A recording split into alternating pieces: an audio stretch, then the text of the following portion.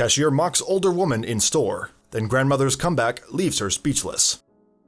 The older generations in society contributed so much during their days.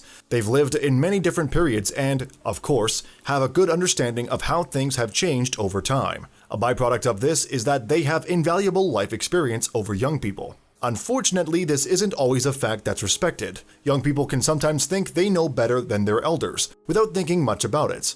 This was exactly what happened when an old woman shuffled her way to a cashier at the supermarket. Their subsequent conversation has gone viral, being shared on Facebook over 1.5 million times. It's not really difficult to see why. It's unclear as to whether this is an entirely fictional story or whether its roots have been lost in the foggy doldrums of Facebook. For me, where it originated isn't as important as the context. In any case, it begins with an old woman approaching the woman who would be packing her bags. The cashier urged the woman to bring her own bags to the store because plastic bags aren't good for the environment. The older woman apologized and tried to explain, "We didn't have this green thing back in my early days." Instead of accepting this response, the cashier pushed on. "That's our problem today. Your generation did not care enough to save our environment for future generations." It was then that the old woman reacted with surprise. Her reply is something everyone should read and understand.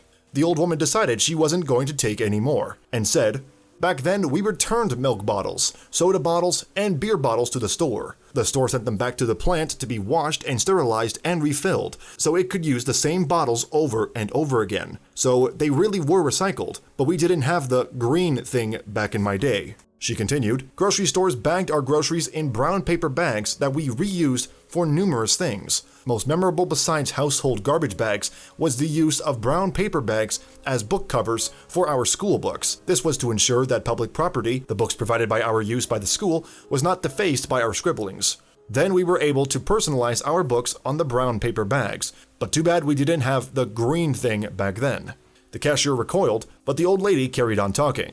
"Back then we had one TV or radio in the house, not a TV in every room, and the TV had a small screen the size of a handkerchief, not a screen the size of the state of Montana. In the kitchen, we blended and stirred by hand because we didn't have electric machines to do everything for us. When we packaged a fragile item to send in the mail, we used wadded up old newspapers to cushion it, not styrofoam or plastic bubble wrap. Back then, we didn't fire up an engine and burn gasoline just to cut the lawn. We used a push mower that ran on human power. We exercised by working, so we didn't need to go to the health club to run on treadmills that operate on electricity.